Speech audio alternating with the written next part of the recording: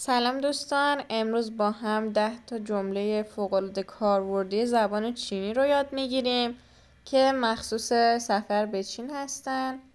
با این جمله ها میتونید شما راحت خرید کنید، غذا سفارش بدین یا حتی مسیر بپرسید. پس تا آخر ویدیو با من باشید. خب جمله اولمون نیها هستش که معمولا همتون باش آشنا هستید، به معنای سلام هستش. تون اول تون دو میخونیم. چرا؟ چون که ما یه قانون داشتیم داخل HSK که میگفت اگه 2 تا تون سه پشت سر هم بیاد کلمه اول تونش تبدیل به تون دو میشه. پس نی هاو. داخل این اسلاید با مثال در جمله آوردیم. میگه نی هاو 我是游客 نی هاو سلام 我们是 هستم 游客 توریست 谢谢谢谢谢谢یعنی ممنون. حالا بریم جمله رو بخونیم. میگه 谢谢你的帮助谢谢你的帮助谢谢میشه ممنون. نی تو ممنون از تو. د بانجو ممنون از کمکتون یا ممنون از کمک تو. بانجو به معنای کمک هستش. 多少钱多少钱多少به معنای چنده یا چقدر هست. چین به معنای پول هستش. 多少钱میشه قیمتش چقدره. 这个多少钱这个这میشه این گ واحد شمارشه. میگه 这个 این 多少钱 قیمتش چقدره. این چند میشه. 这个太贵了这个太贵了这个 این 太贵了 تای ولی یه چیزی بینش یعنی اون چیز خیلی. گوی به معنی گرونه. تای گویله یعنی اون خیلی گرونه. 这个 این 太贵了 خیلی گرونه.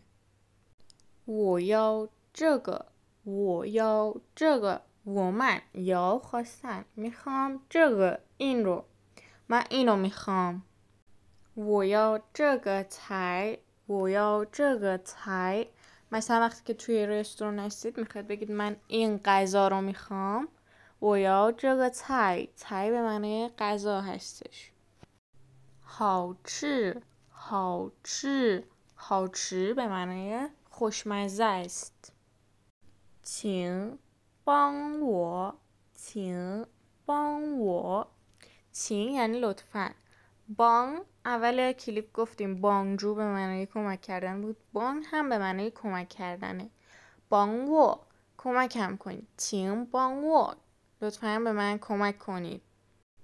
我听不懂我听不懂我们听不懂نمیفهمم.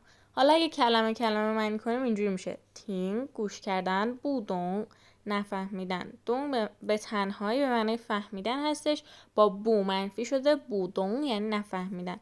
میگه من گوش میکنم ولی نمیفهمم. 再见再见再见به معنی خداحافظ هستش. زای به معنی دوباره هست. جین از جین میان به معنی ملاقات کردن یا دیدار میاد. حالا زای جین معنی اصلیش میشه دوباره میبینمت.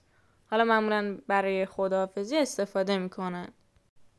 خب اینم از 10 تا جمله کاربردی برای سفر به چین. توصیه من اینه که حتما چند بار جمله ها رو با صدای بلند تکرار کنید که داخل ذهنتون باقی بمونه و اینکه ویدیوهای قبلی هم از دست ندید چون آموزش های خیلی کاربردی گذاشتیم داخل چنل.